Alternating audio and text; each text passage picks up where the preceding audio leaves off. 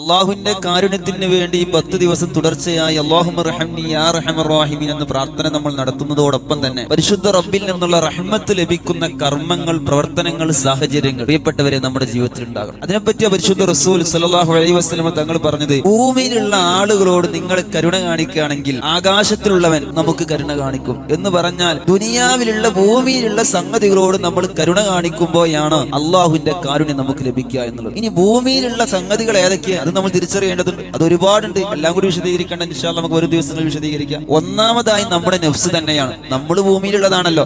സ്വന്തം നഫ്സിനോട് കരുണ കാണിക്കുമ്പോഴാണ് പരിശുദ്ധ റബ്ബിന്റെ കാരുണ്യം നമുക്ക് ലഭിക്കുകയുള്ളൂ. ബഹുമാനപ്പെട്ട ഉസ്മാൻ ഇബ്നു മദ്ഊൻ റളിയല്ലാഹു അൻഹു മുഹാജിറുകളുടെ കൂട്ടത്തിൽ മദീനയിൽ വന്നതിന് ശേഷം ആദ്യം വഫാത്തായ സ്വഹാബിയാണ് സയ്യിദുനാ ഉസ്മാൻ ഇബ്നു മദ്ഊൻ റളിയല്ലാഹു അൻഹു. ഇബാദത്തിൽ വലിയ കാർക്കശ സ്വഭാവക്കാരനായിരുന്നു ബഹുമാനപ്പെട്ട സ്വഹാബി. അത് ഇസ്ലാമിലേക്ക് വന്ന സമയത്ത്, ഇസ്ലാമിലേക്ക് വരുന്നതിന് മുമ്പും അങ്ങനെ തന്നെ കള്ള് ജാഹിലിയ കാലഘട്ടത്തിലും കള്ളു നുണഞ്ഞിട്ടില്ല. സ്വന്തം ചെയ്യുന്ന കാര്യങ്ങളിലൊക്കെ വലിയൊരു കാർക്കശ സ്വഭാവം ബഹുമാനപ്പെട്ട ഉസ്മാൻ റളിയല്ലാഹു അൻഹു ഉണ്ടായിരുന്നു. ബഹുമാനപ്പെട്ടവരെ പറ്റി അഷ്റഫുൽ ഖൽഖ് റസൂലുള്ളാഹി സ്വല്ലല്ലാഹു അലൈഹി വസല്ലം തങ്ങളുടെ ഭാര്യമാർക്കിടയിൽ ഉസ്മാൻ ഇബ്നു മദ്ഊൻ തങ്ങളുടെ ഭാര്യ ചില കാര്യങ്ങൾ ഇങ്ങനെ ചർച്ച ചെയ്തപ്പോൾ കൂട്ടത്തിൽ പറഞ്ഞു, എല്ലാ പകലുകളിലും നോമ്പ, രാത്രി മുഴുക്കെ നിസ്കാരം. ഈ വിഷയം അഷ്റഫുൽ ഖൽഖ് റസൂലുള്ളാഹി സ്വല്ലല്ലാഹു അലൈഹി വസല്ലം തങ്ങളുടെ ഭാര്യമാർ റസൂലുള്ളാഹിനോട് ഒരിക്കൽ പറഞ്ഞപ്പോൾ ബഹുമാനപ്പെട്ട റസൂലുള്ളാഹി സ്വല്ലല്ലാഹു അലൈഹി വസല്ലം തങ്ങൾ ഉസ്മാൻ ഇബ്നു മദ്ഊൻ തങ്ങളെ വിളിച്ചിട്ട് പറഞ്ഞു, ഉസ്മാൻ തങ്ങളെ, നിങ്ങളുടെ കണ്ണിനിക്ക് നിങ്ങളുടെ മേലിൽ ചില ബാധ്യതകളുണ്ട്, നിങ്ങളുടെ ശരീരത്തിലേക്ക് നിങ്ങളുടെ മേലിൽ ചില ബാധ്യതകളുണ്ട്. ആ ബാധ്യതകൾ വീട്ടുമ്പോഴാണ് അള്ളാഹുലേക്കുള്ള ഇബാദത്തിന് പോലും കബൂലിയത്തുള്ളൂ. അതുകൊണ്ട് നിങ്ങൾ എല്ലാ ദിവസവും നോമ്പനുഷ്ഠിക്കാൻ പാടില്ല. എല്ലാ ദിവസവും നോമ്പനുഷ്ഠിക്കുമ്പോൾ ശരീരത്തിന് ക്ഷീണം വരും. സ്വന്തം ശരീരത്തിലേക്ക് ക്ഷീണം വരുത്തുന്ന പ്രവർത്തനം ഇബാദത്തിൽ പോലും ചെയ്യരുത് എന്നതാണ് പരിശുദ്ധ ഇസ്ലാമിന്റെ വീക്ഷണം. രാത്രി മുഴുക്കെ നിങ്ങൾ